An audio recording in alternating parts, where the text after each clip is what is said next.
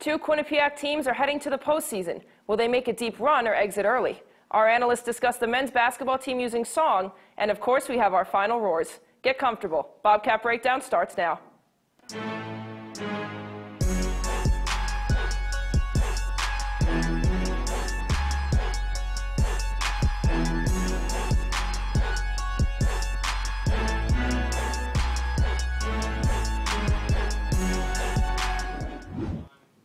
Good evening, everyone, and welcome to Bobcat Breakdown. I'm Liz Flynn, and I'm thrilled to be joined with Kevin Higgins and Shane Dennehy. How are you two tonight? Hi, Liz Flynn. I'm doing well. How about yourself? Not bad, not bad. Liz, I'm pretty excited. I'm excited to be on the desk for you guys' first 2 times on the desk at Bobcat Breakdown. All right, well, we have a lot to talk about, so let's just jump right in.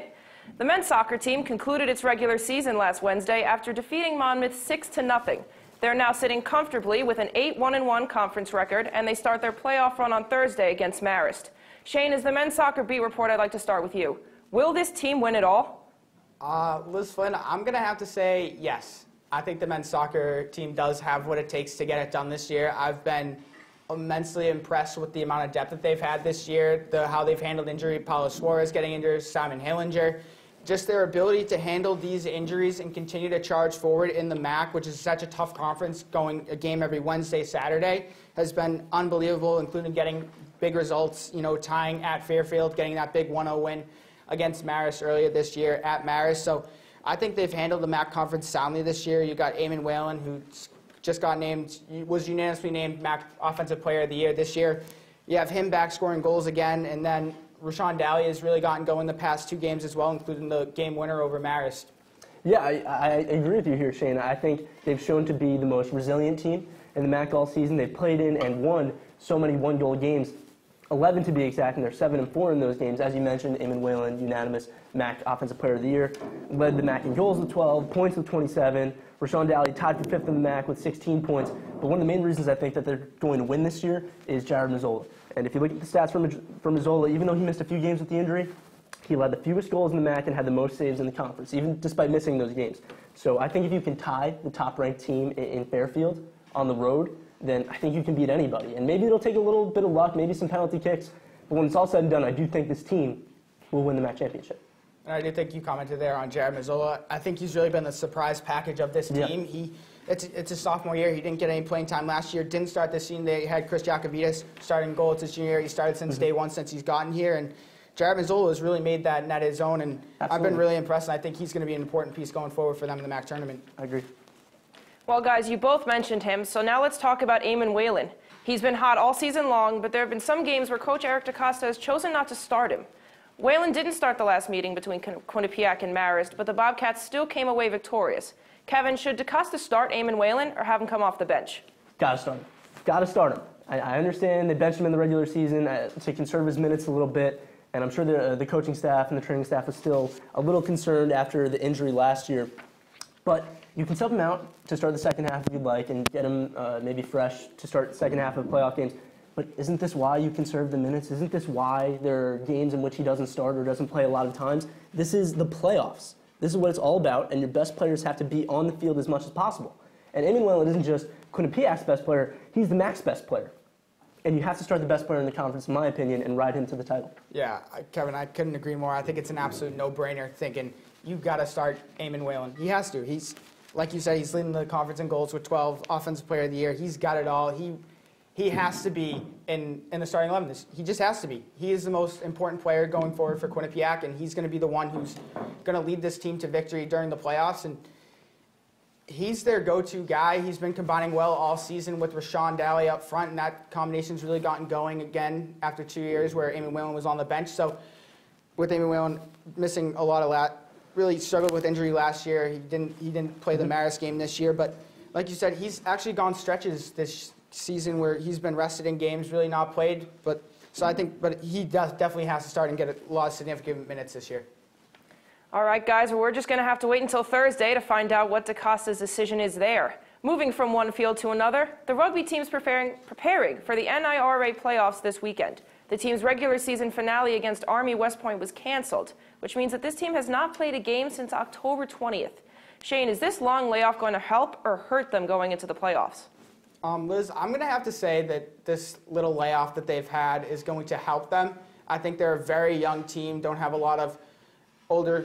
They only have 2 seniors, not a lot of juniors. They're primarily a underclassmen-heavy team. So I think that this layoff just helps them have Becky Carlson watch film, practice, and really get them adjusted to college rugby, which a lot of them, may not have had experience playing before. She usually recruits athletes from other sports. So I think this only helps them going forward, being able to practice more and also just get together as a team and also just recover from the grinding season that they've had playing against Dartmouth and Harvard and all those teams. So I think it helps them going forward. Yeah, I agree. I don't think it can hurt, right? You've seen this team struggle more this season than in, obviously, 3 years prior. So I do think they'll take and need all the extra rest they can get. So here's the deal. The rugby team has only had one other layoff of over a week this season. Do you know who they played after that layoff? Notre Dame College. And they won that game 33-10. So I think, honestly, the same deal as the first time they played them. Get a little extra time to rest, a little extra time, as you said, to watch film, prepare. But I think it definitely helps, and I think it also helps to play an opponent that you've already beaten and beaten easily. So I do think it definitely helps for sure. You guys make some very good points, so let's get some predictions. Kevin, you first. How far can this team go? I see them winning this quarterfinal game against Notre Dame College, as I mentioned, but depending on the draw, this might be it. Again, they should beat Notre Dame College, but they've lost, and we discussed before the show, we think they're playing Harvard next. The NIRA bracket is really hard to decipher, but we think they're playing Harvard next, and they lost them both times.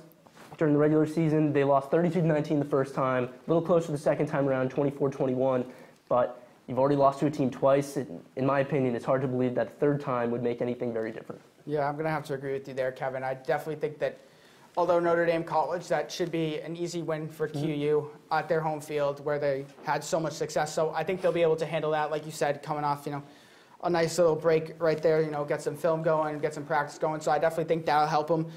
I think that probably playing Harvard, I think they will probably lose that one, but what could benefit them in a sense is being able that the NIRA semifinals are going to be hosted at Dartmouth, so it will be a neutral site, and also it is the third time they're playing them, so that could also help. It's hard to beat a team 3 times, and also QU, when they went up to Cambridge, Mass earlier to play Harvard the second time around, they had a great second half surge and obviously only lost 24-21, so I think that there are some things that are in favor of QU, but I do think they lose to Harvard in the semifinals.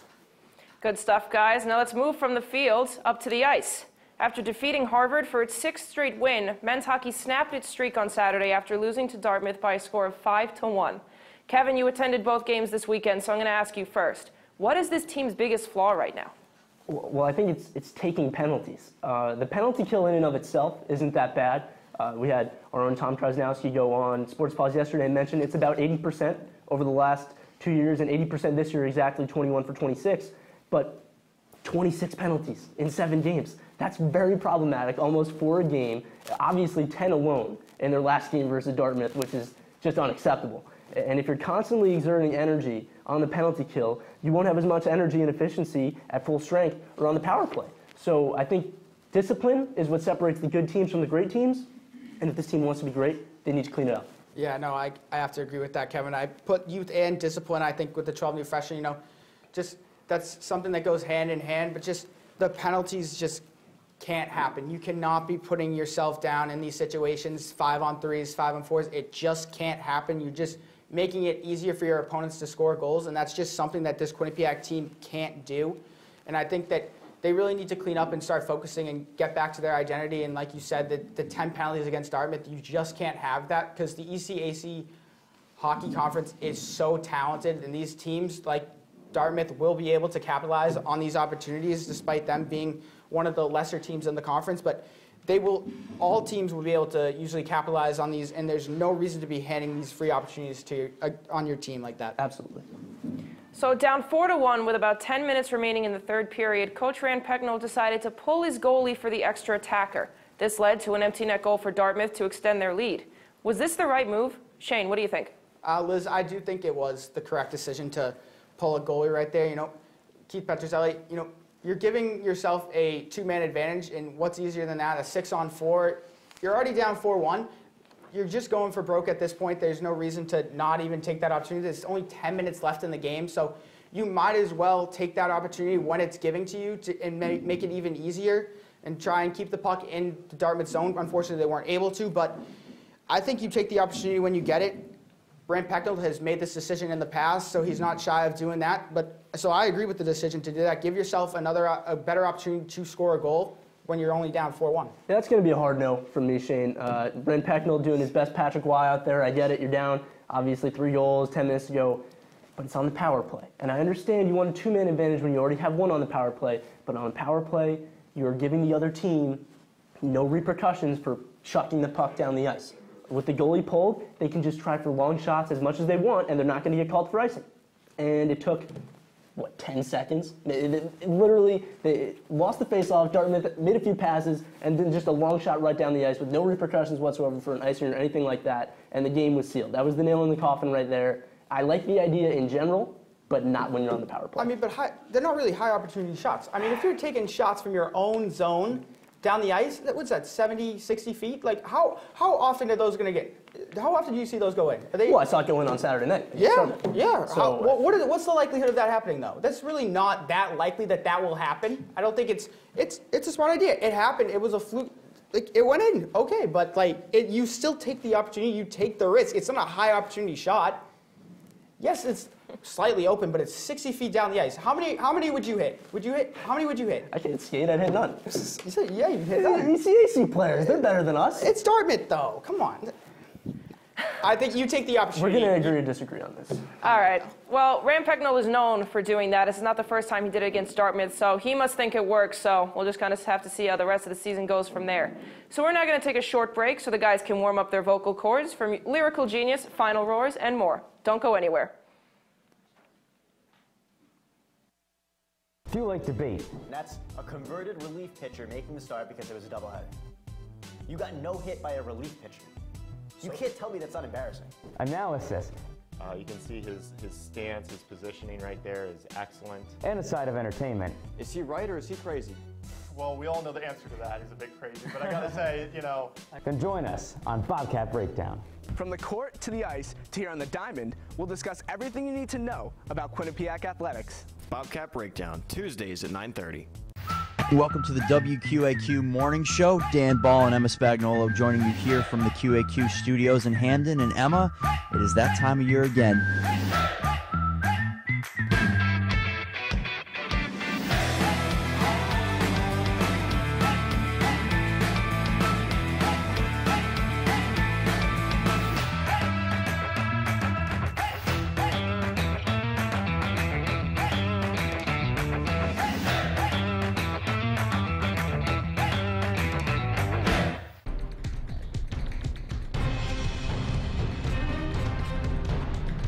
Whether you're on the quad in your room or off campus, tune in to Q30 News for stories from student journalists who you can trust. We're covering the latest here on campus and in the surrounding communities. Get the news you need to know every Wednesday night.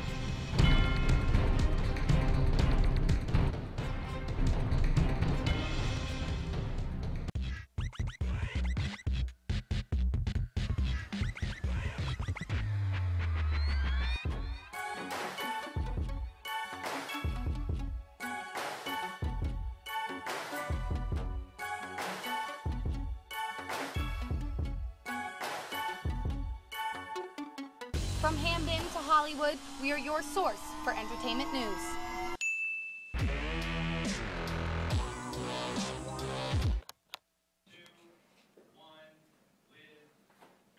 Welcome back. Glad to see you stuck with us. The women's ice hockey team had a busy weekend up at the People's United Center hosting Harvard in Dartmouth. Abby Ives recorded her 3rd consecutive shutout against the Crimson, but lost a tough battle in overtime against the Big Green. Shane, let's hear from you first. Are you surprised by this team's start in conference play? I just want to start off by saying this. I think the game on Friday against Harvard, I think that might have been the best goalie battle I've ever seen. Yeah. Both goalies put on an absolutely unbelievable performance. Absolutely. But I'm actually going to say no.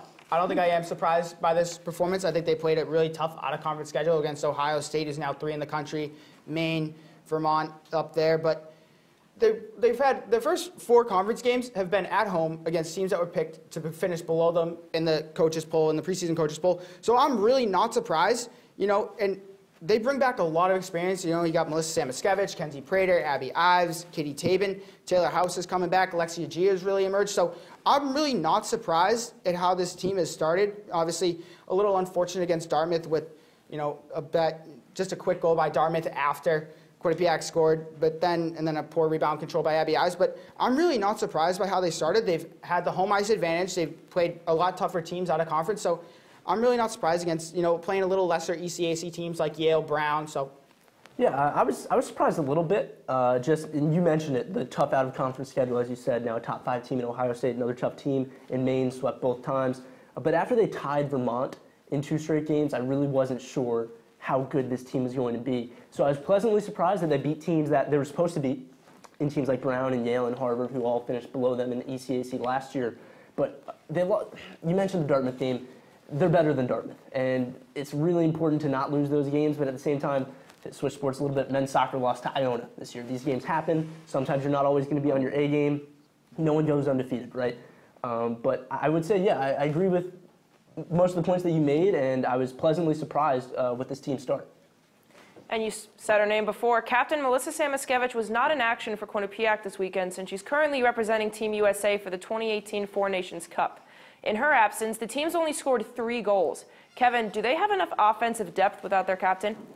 They have enough to compete, but not to win the ECAC. Taylor House has done a nice job picking up the slack, leading the team with 6 points, 5 goals, 1 assist. Lexi Azija, 2 goals, 3 assists. Tabin, 4 points. Sari Kudukadbu, mouthful. That's another 4 points in 6 games. They're all providing pretty well, but I think they need more out of players like Kate McKenzie, who only has 3 points, Rennie Marcone, who only has 3 points, and Kenzie Lancaster, who only has 3 points, to really be an NCAA tournament-level team. Teams like Cornell, teams like Colgate, teams like Princeton or St. Lawrence have the edge. And so I do think they have enough depth to compete, but not to win. Yeah, Kevin, I'm going to say yes, they do, but I think the players need to step up. Like you mentioned, Rennie Marcone, 2 goals. Kenzie Lancaster and Kate McKenzie both only have 1 goal. I'd like to see them step it up a little bit. But Melissa Samoskevich, she only has 2 goals. She's not leading the team. She's 3 behind Taylor House. She was away over the weekend. I know, but still. Regardless of that, she had only scored 2. And Taylor House scored 2 this weekend, and she's still above her. But I think Taylor House, Lexia Gia playing together on a line, I think they've looked really good. Sarah Kuchu Godbu, I think, could also step up. I think there are a couple players. Thank you. I think there's a couple players that really could step up a little more and increase this depth. They definitely have the forward talent this year to go forward. They also have the players on defense like Kenzie Prater, Katie Tabin. They have that offensive part.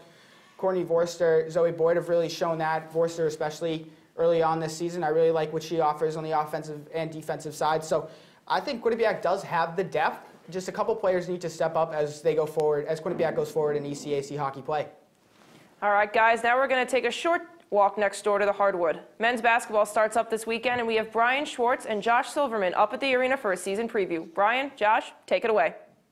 On Lender Court at the People's United Center, I'm Brian Schwartz with Josh Silverman, and we're going to get you ready for the Quinnipiac University men's basketball season opener against the Villanova Wildcats. Josh, we're going to run through the lineup real quick as we go through the court. So let's start off at the point guard position, where Rich Kelly is probably out for this game.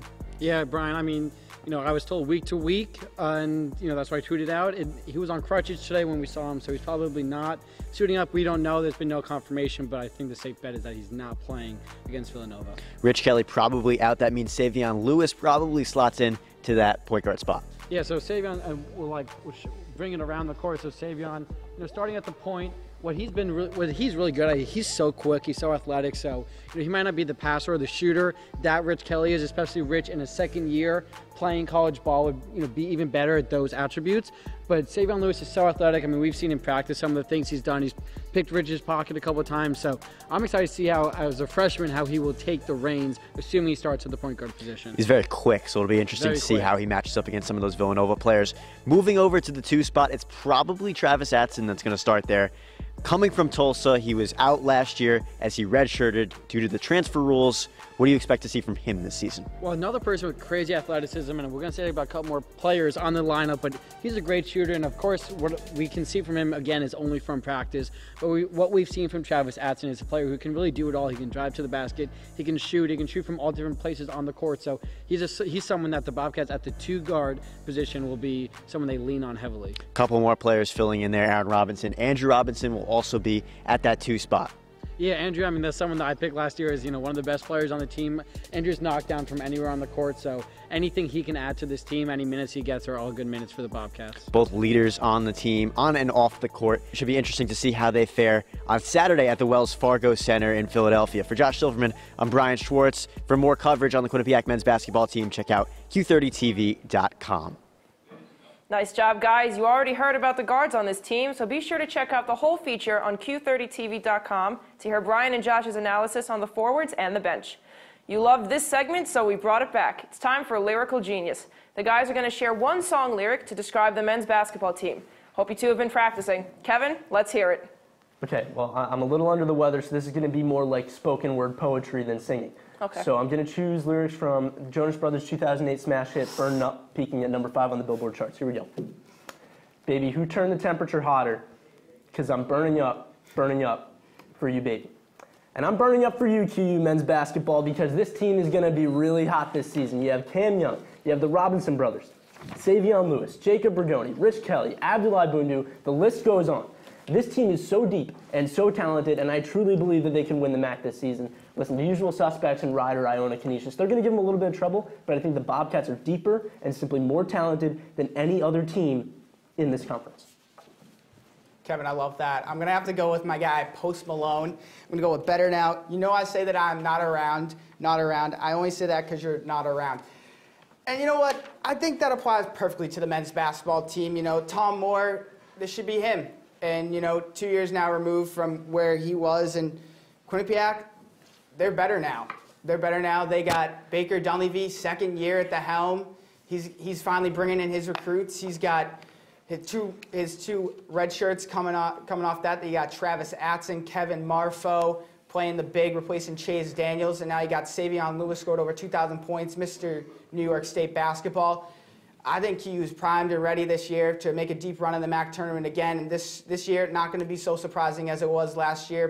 To finish tied for third in the preseason coaches poll. I think it'll surprise a lot of people this year. All right, guys, great stuff. 2 very different songs all around, but nonetheless, I like it. All right, women's basketball. They've had many expectations for this season. Returners like Jen Fay and Erin McClure are sure to impress, and the newcomers are going to experience a roller coaster like never before. However, one piece of this puzzle is missing, and that's the point guard position.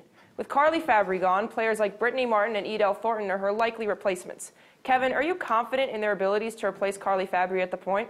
I think they'll be fine, but they're not Carly Fabry. Okay, Carly Fabry led the team in assists, 142, three-point percentage, 42.3%, steals, third most points scored on the team, played the most minutes out of anybody on the team. Brittany Martin and Edel Thornton combined to score 300 points, 58 assists, and 42 steals. That is, them combined is less than Carly Fabry's output alone. And Carly Fabry is also one of the emotional leaders on the team, a real heart and soul type of player. These are 2 very good players who will play well for the team, especially now that they'll get more minutes, and they're good fill-ins for Carly Fabry, but nobody can replace Carly Fabry. Yeah, no, Carly Fabry, really talented player. I'm going to go back a little 2 years ago, back to the NCAA tournament down when QU beat Miami the first time.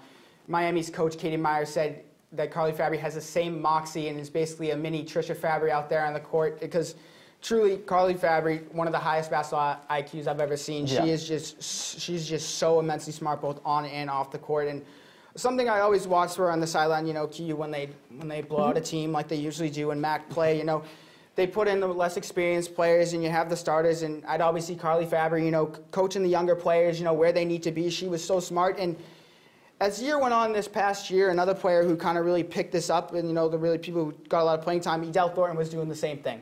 She has that same basketball IQ. She's immensely smart. I think she can fill that role of Carly Fabry. She knows where the ball needs to go, and she's a good facilitator. She's a bit of a better shooter than Brittany Martin is, but Brittany Martin also gives you more of an athletic look. She's a slasher. She can get into the paint and really do that. So I think that it's a nice thing for Trisha Faber to have. It's two different guards that you can throw at teams. And Brittany Martin and Adele Thornton have, they're winners, and they know how to win. They know how to get it done. They're the seniors. They are the last ones to lose a MAC championship game 4 years ago. So they want to go out as winners. So I think that Adele Thornton and Brittany Martin can hold it down this year and lead the Bobcats.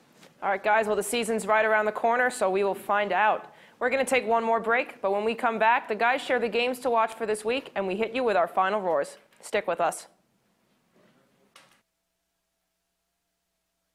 Welcome to the WQAQ Morning Show. Dan Ball and Emma Spagnolo joining you here from the QAQ studios in Hamden. And Emma, it is that time of year again.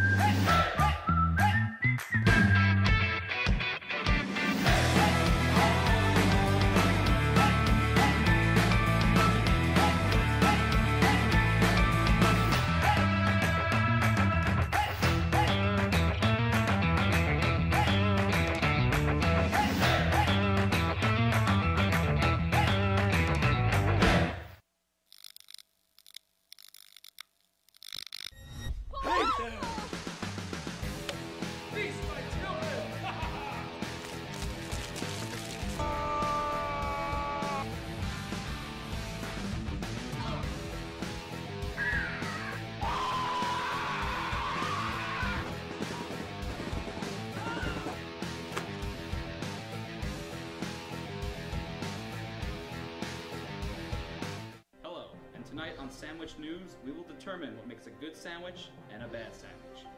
First, the standard sandwich. Uninspired and frankly, a little gross. But we have here a Ray and Mike sandwich, the Cadillac of sandwiches. And if you want one, well, come on down to Ray and Mike's at 3030 Whitney Ave, Hamden, Connecticut. Open every day from 6 a.m. to 10 p.m. Q-Cash is accepted. Now that's a sandwich.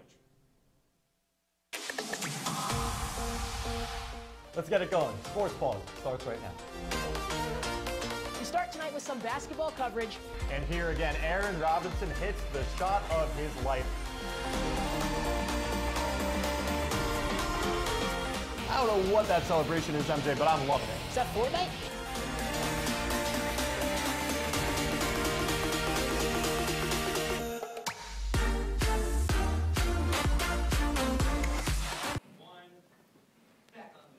Welcome back to Bobcat Breakdown. Well, guys, we've talked playoffs, season previews, and a whole lot more. After all that, let's hear your games of the week. Shane, what are you thinking?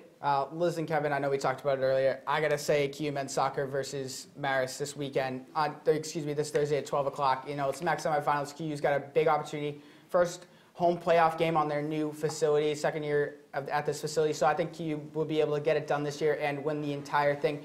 And depending on how it falls, they either host against Rider or they have to go to Fairfield, which they already got at 0-0 tie.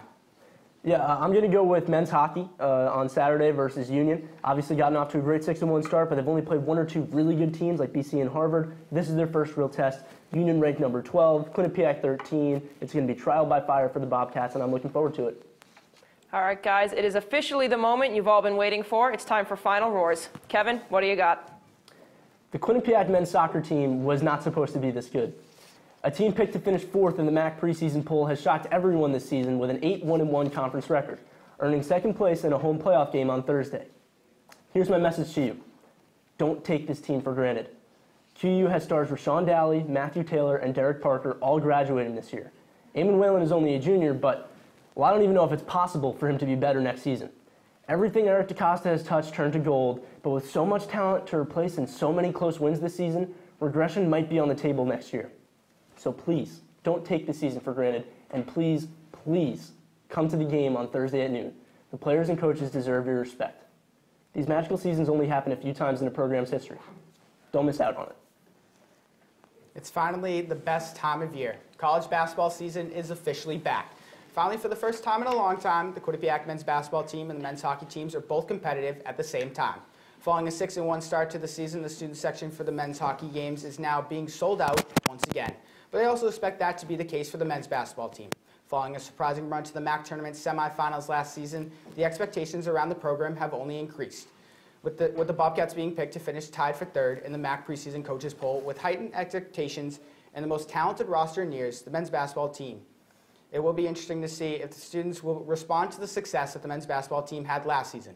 This season will be the most beneficial in finding out if Quinnipiac is a basketball or a hockey school.